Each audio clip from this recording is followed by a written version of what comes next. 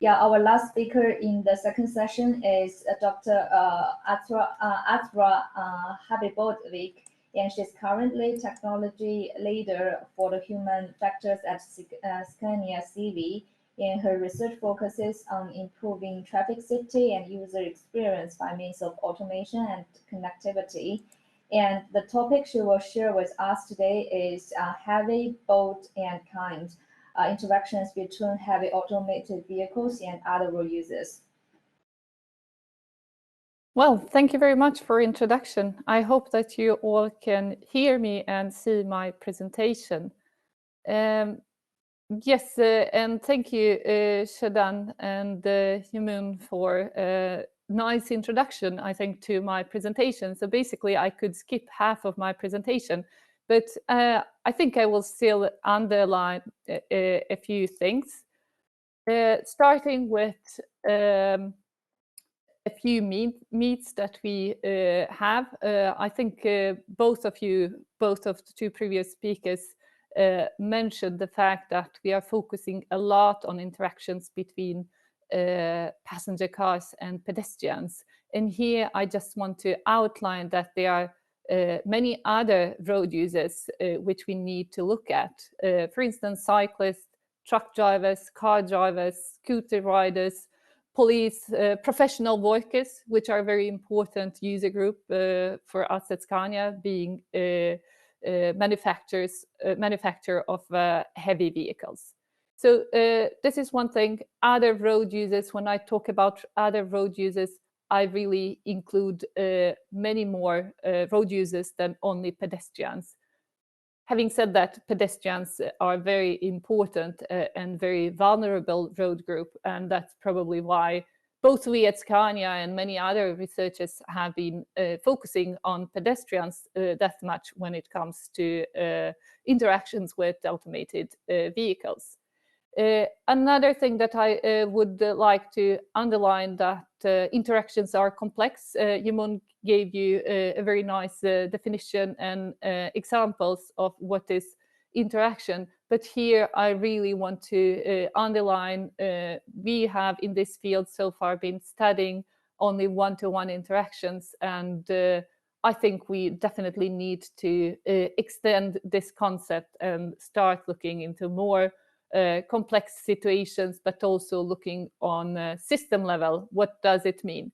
So with this slide, I just want to highlight there are many other situations where we could study interactions between other road users and automated vehicles, both on urban roads, on highways, in roadwork situations, and so on. Third thing that I wanted to highlight here is that trucks are different from cars. I think you all know this, but sometimes it's easy kind of to forget it and assume that all insights, all knowledge that we have gained during the last couple of years by investigating interactions between passenger cars and pedestrians can be easily transferred to heavy goods vehicles, as trucks are often or formally called. But here, I think there are quite a few differences. Of course, interactions are by nature similar or same, but there are some differences. I have highlighted here just a few of them. For instance, large vehicles are perceived as traveling slower than a small car. There are some differences in the gap acceptance when it comes to different types of vehicles, and also vehicle side and perceived threat or perceived safety are quite well correlated.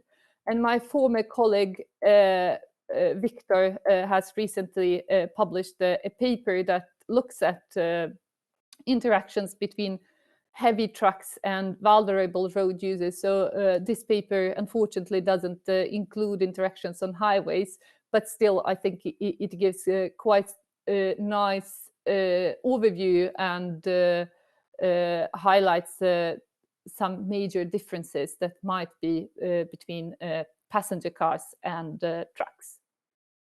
And also, I already said that we have been looking a lot on interactions with automated passenger cars. And I just want to say trucks can also be automated.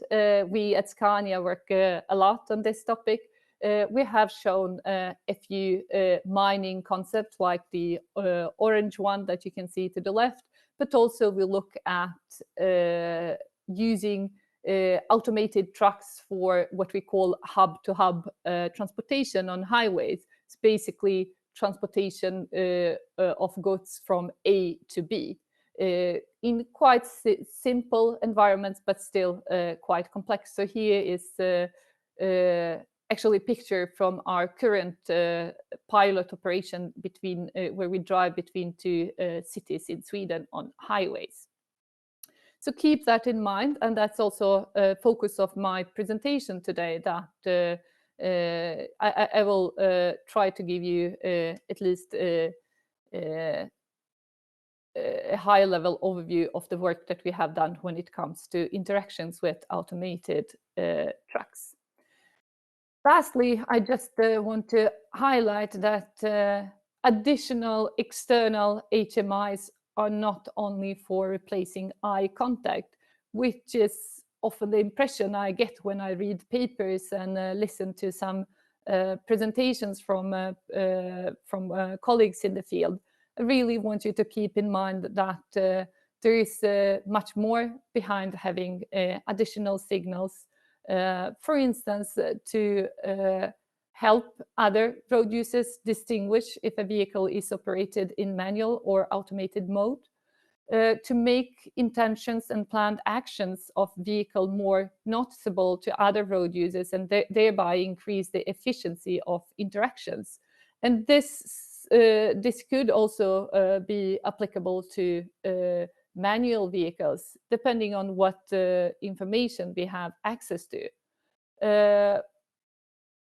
eHMI or external HMI could also be used to clarify situations that are unclear and challenging today. And this is something that I really want to emphasize, because often I often get the question, why do we need additional HMI on automated vehicles?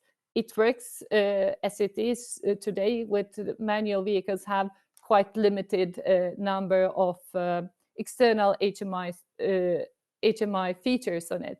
And I often say, well, sure, it works for the most of time. We are really good at interacting with each other, but we have also accidents and quite many incidents, situations that are close to collision but luckily don't result in collisions.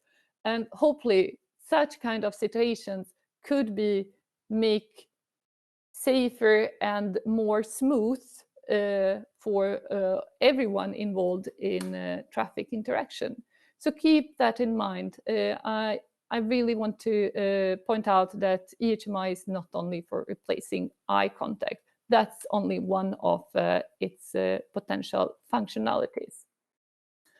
Okay, and now I will switch to hopefully a more fun part of my presentation, where I will talk about a research project that Scania initiated together with RISE and Halmstad University on this topic. The project is called External Interaction Principles for Creating Trust in Heavy Automated Vehicles.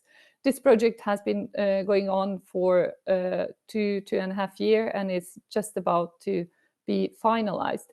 And within this project, we have been looking at the interactions between heavy automated vehicles and other road users. We have done quite a few studies, experimental studies, both with trucks, buses, and so on. But today I will just give you a quick overview of one of these studies that we have done with automated trucks. So as I mentioned, we have done a few studies. One of them is, or we have using Wizard of Oz methodology on test track to create a seemingly autonomous vehicle. And we have been looking at a few scenarios on test track using that vehicle. zebra crossing with 1 pedestrian, zebra crossing with 2 pedestrians, and loading zone. We have explored different messages like showing that the vehicle is in autonomous mode, intent to give priority, intent to take off, braking, and so on. But this is not the study that I will talk about today. I will talk about a very recent study that we completed just a few weeks ago. I don't have all results. We haven't analyzed all data. So what you will see is just some preliminary insights from this driving simulator study, where we looked at merging scenarios on highway. So the focus here was on interaction between automated trucks and manually operated passenger cars. And we investigated 2 messages: intent to give priority and intent to take priority. Research questions were quite simple. Is additional external communication needed in merging scenarios on highways, and how should such communication be designed? So, as I said, this was done in a driving simulator. It was a study that took about 1 hour per person. We started with introduction to study, introduction to automated heavy goods vehicles or trucks, and we also explained the concepts of EHMI that we were about to use in later on in driving simulation. So the participant got knowledge of what is what. So they knew what we are testing and what we want to communicate with our messages. I will shortly show these messages to you so you know what I'm talking about. Then we had a training session where they just drove around on highway to get feeling for the simulator. And then we had what we called round 1 in driving simulator. And here, each participant got opportunity to explore or to interact with a truck, automated truck that had external HMI on it. And we collected data on intent clarity, perceived safety. These are results that I will show to you today. And we also had a bunch of data from simulator itself, like speed gap, crashes, time to merge, etc.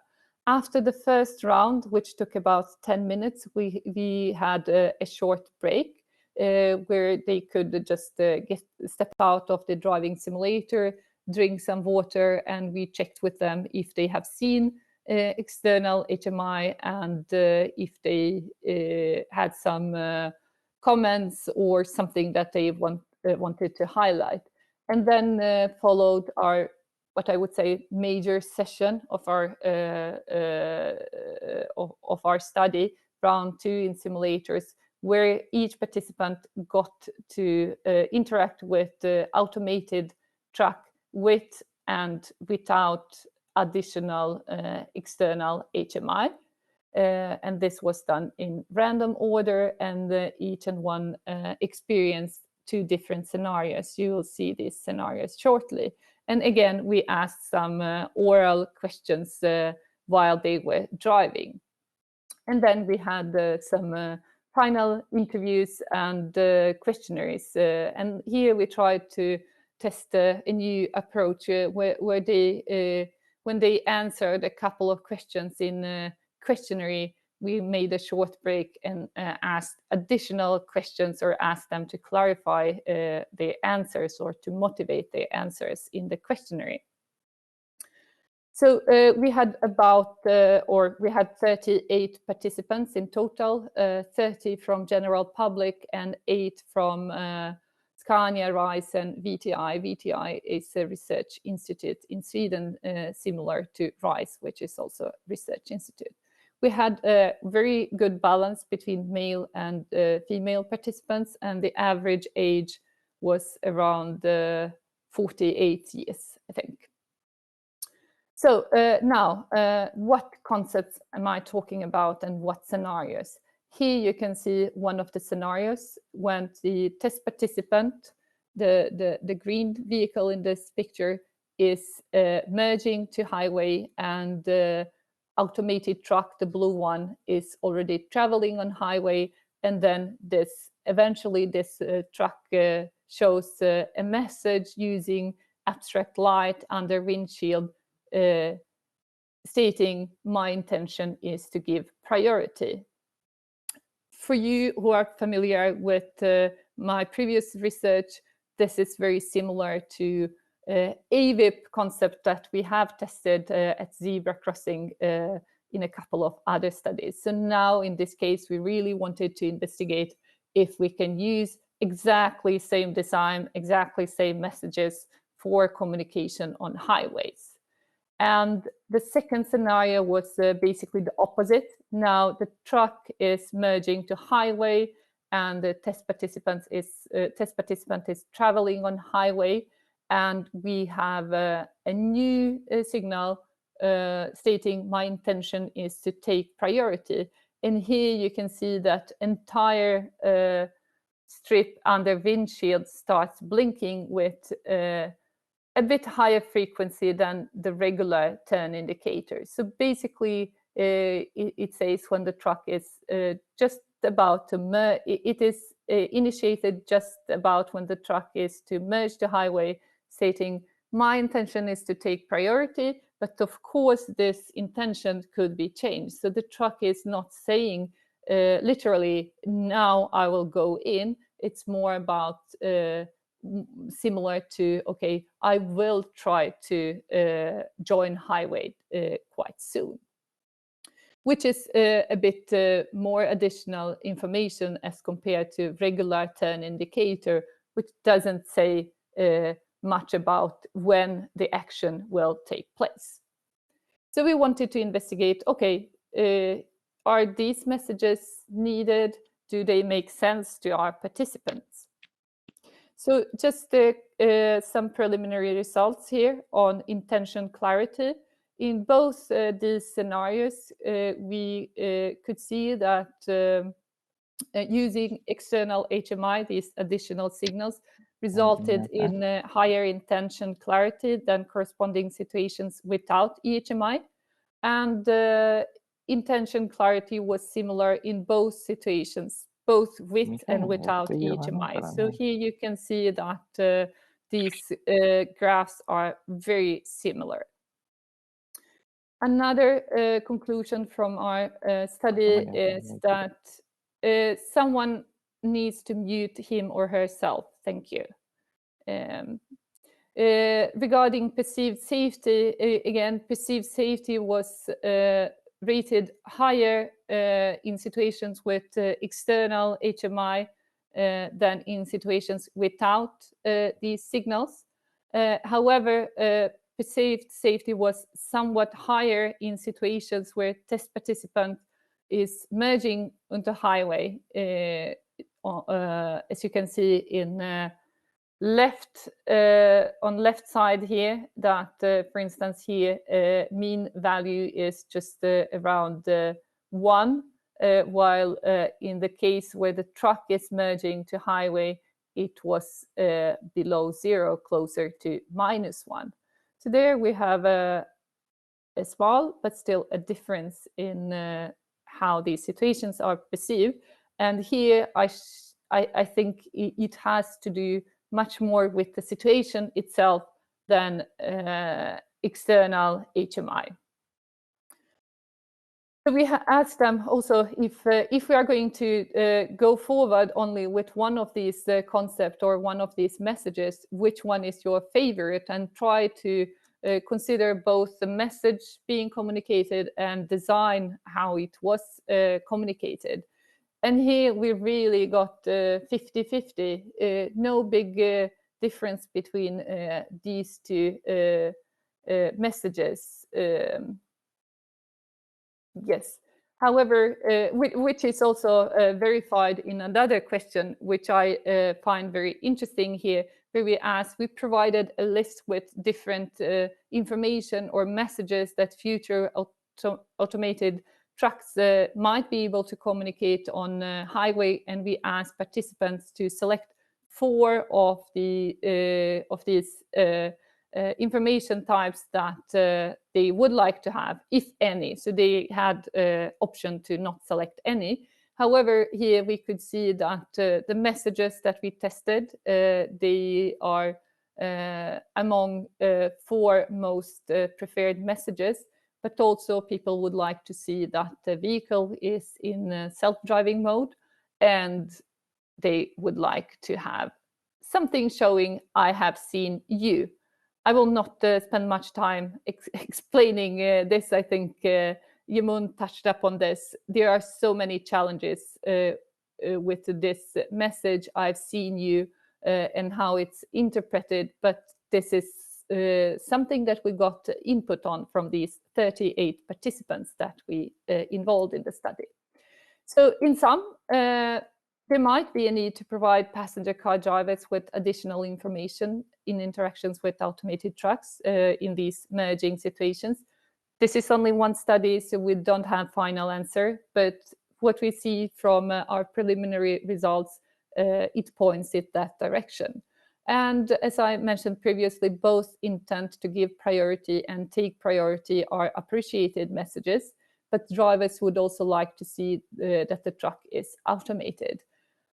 And what we've seen in our study, I've not said much about it, but it's very essential to synchronize external HMI with vehicle kinematics or vehicle driving behavior. So basically, it should be visible that the vehicle is slowing down or having clearly showing from its motion that it has intent to give priority in a certain situation.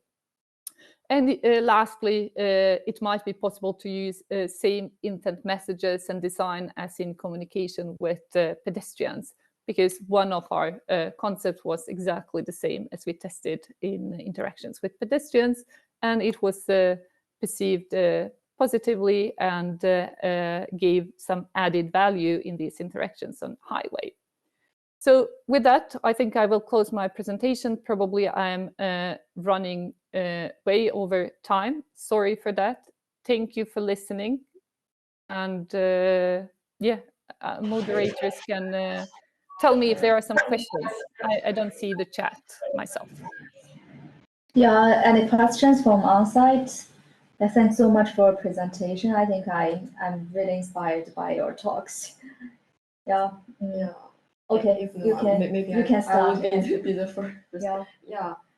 Yeah. Thank you for your presentation. And there's a question. I really want to know whether your topic or whether your results have considered about the participants their own personal attitudes to the heavy trucks. I mean, because I also try to how to say, explore whether people would have a different attitudes to the AV itself, such as because of their own driving experience or their own personal ideas, they will think, okay, truck is a little bit dangerous because it's really heavy. Do you think it would affect the how to say whether they like the message to between give priority or take priority? Yeah, because someone maybe I would prefer to give priority to the truck because I think it's a little bit dangerous and also it's an AV. Have you considered this into your research questions? Sorry, I hope I can make it clear. I'm a little bit nervous. Of course. Thank you. I got your question. Thank you for asking that. We actually had at least two questions in the background questionnaire asking how they perceive interactions with trucks today on highways, but also a question about what they think about automated trucks. I don't remember how we phrased that question, but it was in some form, it was in background questionnaire. Unfortunately, we haven't analyzed all these correlations, but generally speaking, I think we are quite a lot affected by our by our legacy, our previous experiences, and how we perceive interactions today. And also, I mentioned that our second scenario, when the truck was merging to highway, was rated as with lower perceived safety, and that has to do with this huge threat. The truck is much larger than the passenger car, more or less suddenly coming from your right, and you know this huge thing is about to merge in front of me. So you need to kind of negotiate in that situation, and the challenge is also high speeds. So to answer your question simply, yes, probably there is some connection between how we experience things today and what we expect from automated vehicles in future. Yeah. Okay. Thank you. Thank you about this. You have to wait for our paper coming out, hopefully in a couple of months. Yeah, I'm looking forward to that. Yeah, I will follow this research. I've got two questions. I will start with the first one. It's about because as a human road users, I can be the pedestrian, I can be the MV drivers, I can be the e-scooter drivers. And regarding the EHMI, because we talk about this topic separately, we focus on the AV to pedestrian communication, AV to hard truck communication, and AV to MV communication, and AV to cyclist communication. And we proposed several solutions like the EHMIs or the behavior patterns to solve the communication problems. Do you think we need, is there a general EHMI? Because as a human, I can't learn different kinds of EHMI at this. It's too much to me. I mean, if I'm a pedestrian, I need to learn an EHMI, and if I am a human driver, I need to learn another one. Do you think we need to design different EHMI with the respect to the different traffic rules, or we need to like have a general design to all the traffic modes? I definitely think it must be general. It must be standardized, at least to some extent, especially if we're going to use this in a larger scale. Having said that, I think the concept should be generic, but there are different messages that are applicable in different situations. And of course, we should not push out there several messages. We should try to limit number of messages. But for instance, in loading zone, which I didn't talk much about for professional workers, let's say, it might be important to know that that the vehicle is safe to approach. Now everything is switched off, and you are safe to access the vehicle. It might not have to do much with actual safety as such, but it has to do, this is their workplace, and there are so many rules when you talk about, professional workers. We need to make sure that the environment is as safe as possible. But this message is not applicable on zebra crossing, for instance. You don't want pedestrians to climb on your vehicle, on your passenger car or truck.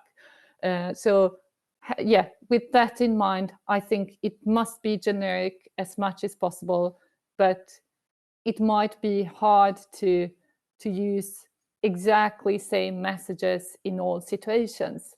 And here we try to see if we can use same type of message, same design on highways as on zebra crossing.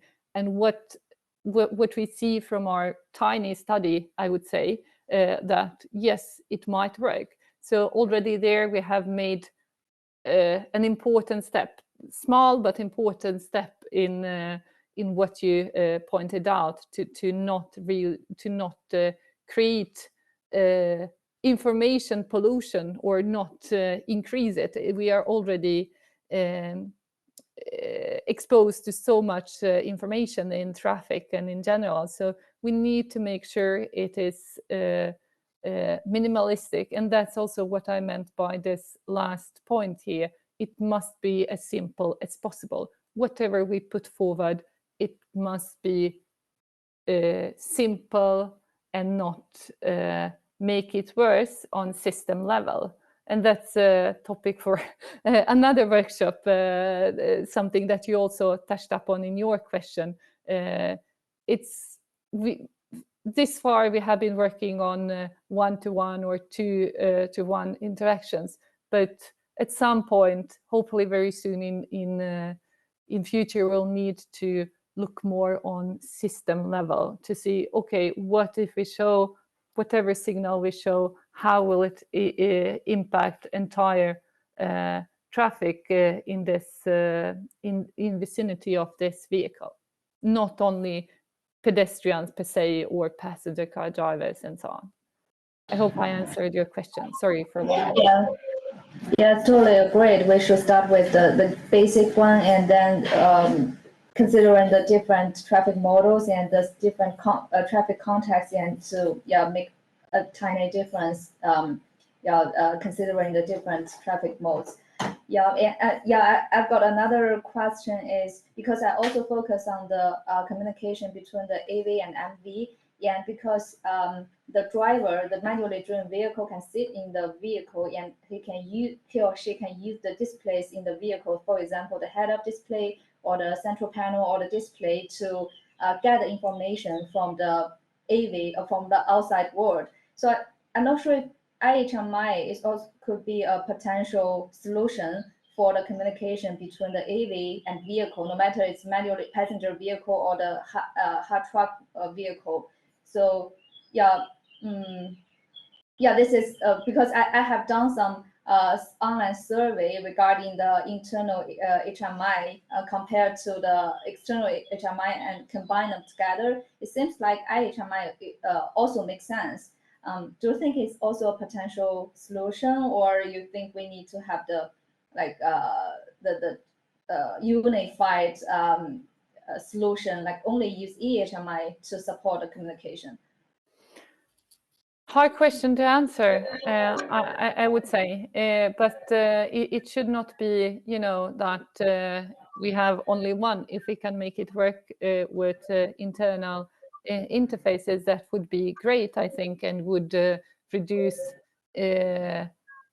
information and light pollution in traffic. So if you don't need to show something externally on the vehicle, if you can, direct it more to user that you really want to communicate with. The challenge here is that we have so much information that is already being shown to drivers in cab, in vehicle, using internal HMI. So it has to be a balance. And of course, there are technical challenges with this communication, making wireless communication, making sure that you really get correct information between two vehicles. But in future, it might be possible, definitely. And that's, I think now it's time to do such kind of research to see, okay, does it make sense? What are requirements? What needs to work to make it work? Yes, totally agree. As you said, internal HMI, we have a lot of information. It's kind of information pollution, as you mentioned, in vehicle. But the good point of the internal HMI is the information is directly to the driver. So no matter it's one-to-one communication or one-to-multi, and I know this information is for me. And regarding the technology question, I'm not sure if the V2V connection can help us to, I think the V2V connection technology can help us to get this information, but it still have the technology problem issues maybe. Thanks so much for the talks, and I think if there's no more questions, and both online and on-site, we can take our lunch break now. And Sorry, sorry, I've put my hands up. I'm not sorry. sure. Sorry, I didn't notice it. Yeah, please go ahead, Imo. No worries. Thank you for giving me time. I know it's we have spent lots of time, but it's very, very interesting topic, Azra. Thank you very much. I have very limited knowledge in terms of the truck AV and interaction part. So what I've seen in the presentation is that the differences between the EHMI on and off is pretty much bigger when it comes to AV merging or intent to take priority as compared to TP merging or intend to give priority. That's right. Is there any reason why you're not looking at AV merging for intent to give priority or TP merging for intent to take priority? Any reason? Time limitation, I would say. There are so many other messages, including those that you mentioned that we have been elaborated and discussed in our project group. And at some point we needed to scale down our ambitions, at least for this study, and start with something that we believed had, I'd say, higher effect, because if you study this in situations where you don't have much negotiation and so on, then it will be difficult to see any difference in results. That was our starting point. But I mean, in future, yeah, there are many other situations that and messages that could and should be explored, including, for instance, changing lane, because merging to highway is one type of changing lane, but there might be some differences when you change lane when you are already on highway, so to say. Overtaking is another scenario that we've been talking about. Road work, extremely important, but we couldn't squeeze in all these situations in one study. That's it. Yeah, okay. It's just that it's pretty difficult to make the judgment in terms of whether it's because of the scenario itself or the message that's being conveyed. Yep. But yeah, there might be priority in special situations which is more priority for the trucks, and I understand that. Well, thank you for clarifying. That's very useful. Thank you, Azra. Thank you. And thank you all for listening.